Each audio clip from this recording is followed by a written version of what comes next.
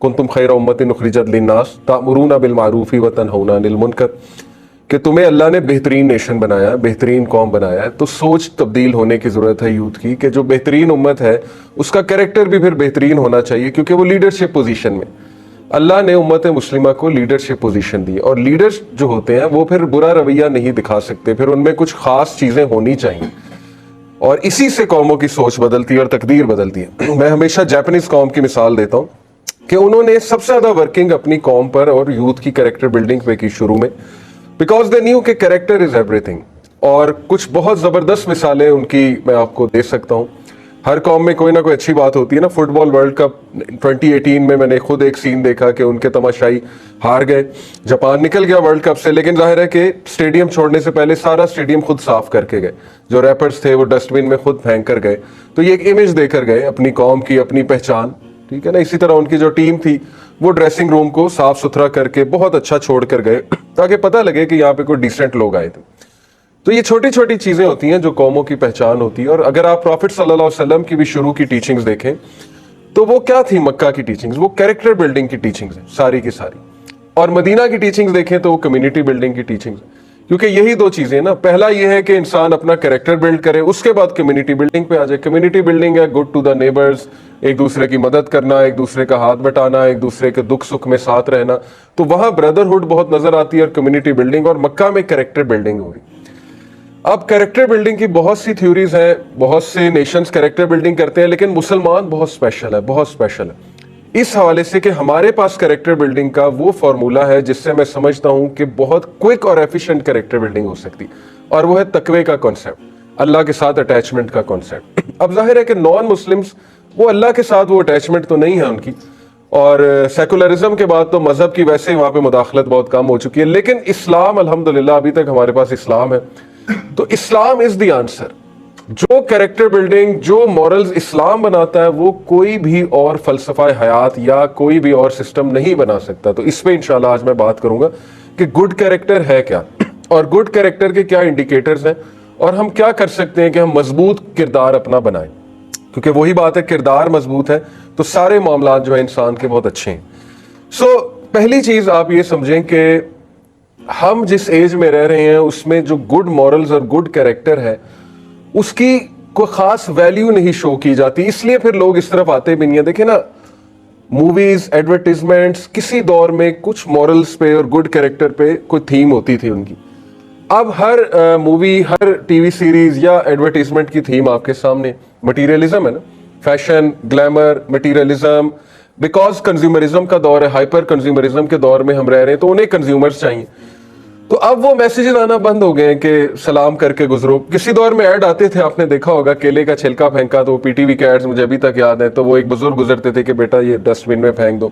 अब जाहिर है दीज थिंग्स डोंट सेल, बल्कि इनका मजाक उड़ाया जाता है, इन चीजों का मजाक बनता है ना। अब कुछ ऐसी मूवीज, जाहिर है कि जब वो एक हीरो को ही ऐसा दिखाएंगे कि वो एक माचो मैन है और वो एक थग है और वो झूठ भी बोलता है, फरेब भी देता है सबको, फिर भी समहाउ वो निकल जाता है, जुगाड़ लगा लेता है। तो अब हर एक की जहनियत यही बन चुकी है कि शायद यही हीरो का कॉन्सेप्ट है और इसी तरह हम करेंगे तो मामला अच्छा चलेगा। तो बहुत कम ऐसे ड्रामे या ऐसी टीवी सीरीज या ऐसी मूवीज हैं जिनमें वो एक ऐसा हीरो दिखाएं जो अपराइट है, ऑनेस्ट है, ट्रूथफुल है। जैसे मैं मिसाल देता हूँ अर्तुगरुल की, ऐसे ड्रामे कितने हैं जिसमें उन्होंने ऐसा बंदा दिखाया है जिसमें वाइटल करेज भी है, जिसमें जो है फिजिकल करेज भी है। करेज की इकसाम होती है ना, तो करेजियस, ऑनेस्ट और गुड कैरेक्टर वाला हीरो ये बड़ा कम हो गया। तो ये भी एक बहुत बड़ी वजह है कि हमारी नौजवान नस्ल जो है ना वो इस तरफ सोच ही नहीं रही। फिर टिकटॉक का चैलेंज आपके सामने है, prank culture, meme culture, roasting culture, वो भी आपके सामने है। उसमें गालम गलोच भी होती है, उसमें जुगतें भी होती हैं, उसमें जो है वो कैरेक्टर डेफेमेशन भी होती है, उसमें कैंसिल कल्चर भी होता है। ये सब कुछ चल रहा है और उसका नतीजा आज हमारे सामने है। नतीजा उसका ये है कि किसी भी आप माशरे में डाउनफॉल की वजह देखेंगे तो वो ये कैरेक्टर का ही डाउनफॉल। घरों की मिसाल ले लें, घरों में लड़ाइयों की क्या वजह है? जबान का कंट्रोल ना होना। फिर एक और मिसाल मैं अक्सर दिया करता हूँ यूथ को समझाने के लिए, कोका कोला की बोतल की, कि कोक की जो बोतल है उसकी जो शेप है वो नॉन वैल्यू एडेड फीचर है। बिजनेस टर्मिनोलॉजी में नॉन वैल्यू एडेड फीचर वो फीचर होता है कि जिसमें आप जितनी मर्जी वर्किंग कर लो कोई खास प्रॉफिट नहीं आने वाला, और वैल्यू एडेड फ्यूचर ये होता है कि जिस पे आप काम करोगे तो सेल्स बढ़ जाएंगी और आपको फायदा बहुत होगा। तो बड़ी बेसिक मिसाल है। ह्यूमन बीइंग में वैल्यू एडेड फीचर उसका किरदार है, उसकी जबान है, और नॉन वैल्यू एडेड फीचर उसके कपड़े हैं, ये गैजेट्स हैं, उसकी चाल चलन वगैरह वगैरह, और उसकी लुक्स हैं। आज सारे के सारी जो मूवीज और ये सारी चीजें, इनका मेन फोकस हमारा नॉन वैल्यू एडेड फीचर है कि तुम दिखते कैसा। और चूंकि ये है कि तुम दिखते कैसा हो, तो वो फिर हर बंदा संवरने में लगा हुआ है। कौन से संवरने में? फिजिकल संवरने में, कि बाल अच्छे बना लूं, जिम कर लूं, अच्छा दिख जाऊं, क्रीम्स यूज कर लूं वगैरह वगैरह, कपड़े ब्रांडेड खरीद लूं। लेकिन जो असल वैल्यू एडेड फीचर है, जो किरदार है, जो रूह है, उसकी बात नहीं होती, उस पर वर्किंग नहीं होती। तो फायदा क्या? कोक की बोतल की शेप आप जैसी मर्जी बनाते फिरें, आप उसकी शेप जो है वो जो मर्जी ग्लास यूज कर लें, तो कितनी सेल बढ़ जाएगी जब तक कोक की बोतल का टेस्ट ही अच्छा नहीं है। टेस्ट ही अच्छा नहीं है, कोई खरीदेगा ही नहीं। तो किरदार ही अच्छा नहीं है, तो कैसे लोग आपके साथ चलेंगे, कैसे डीलिंग्स होंगी आपके साथ? Very important. और ये भी एक हकीकत है कि एजुकेशन का मेन पर्पस ही किरदार साजी थी, लेकिन आज हमारे एजुकेशनल इंस्टीट्यूट्स देख लें, किरदार साजी कम, वो किरदार कशी, जिसे किरदार कशी भी नहीं कहना चाहिए, कैरेक्टर को डिस्ट्रॉय करना, मैं समझता हूँ कि वो ज्यादा चल रहा है। तो वो आपके सामने है, कॉन्सर्ट्स चल रहे हैं, कॉन्सर्ट्स पे क्या होता है? हरेसमेंट होती है, सीधी सी बात है, वो भी आपके सामने है। फिर यूनिवर्सिटीज को डेटिंग हब्स बना दिया गया है, बाकायदा ऐसे प्लेसेस बनाए गए यूनिवर्सिटीज में जहां अपॉर्चुनिटीज प्रोवाइड की जाए कपल्स को कि जाओ बैठो। फिर ये भी कि माइंड योर ओन बिजनेस, कोई किसी को नहीं रोक सकता, कोई जो मर्जी पहने। तो बड़ा कुछ चल रहा है, और उसका फिर नुकसान ये हुआ है कि फिर नौजवान भी समझते हैं कि यूनिवर्सिटी जाने का मतलब है शुगर लगाना, यही बात है।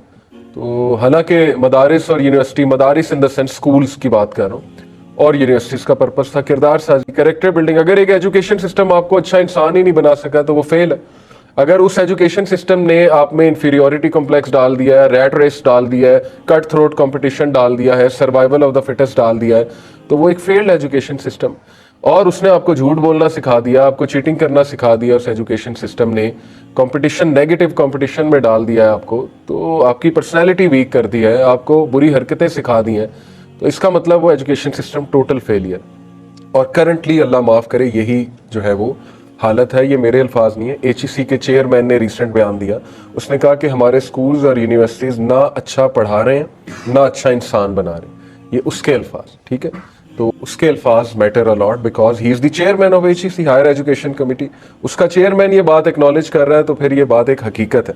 तो खैर अफसोस है कि वो वहीं से कैरेक्टर बिल्डिंग हो जाती तो बहुत अच्छा था, लेकिन जाहिर है कि जब मेन मकसद पैसा बनाना बन जाए फिर कैरेक्टर पे फोकस कम होता है। हैविंग सेड इट, बहुत सी यूनिवर्सिटीज अब इस पे सीरियस हो रही हैं और स्कूल्स, क्योंकि मसाइल बढ़ रहे हैं, तो माशाल्लाह वो यूथ क्लब को भी बुलाते हैं और भी स्पीकर्स को बुलाते हैं ताकि बच्चों की कैरेक्टर बिल्डिंग भी हो सके।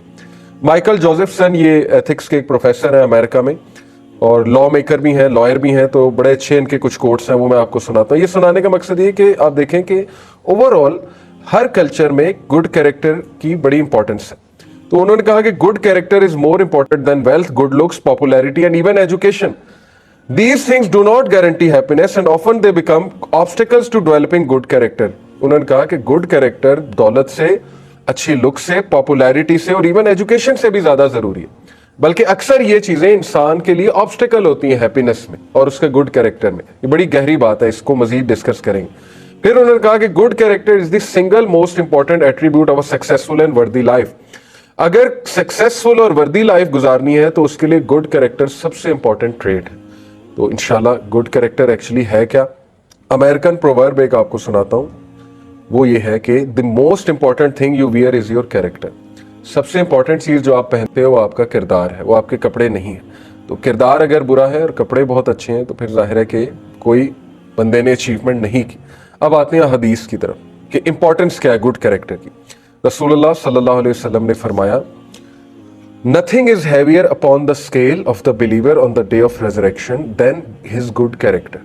कोई भी चीज़ क़यामत वाले दिन स्केल्स में, स्केल से मुराद है जो हिसाब किताब जिसमें होगा, क्या कहना चाहिए स्केल्स को? जी तराजू।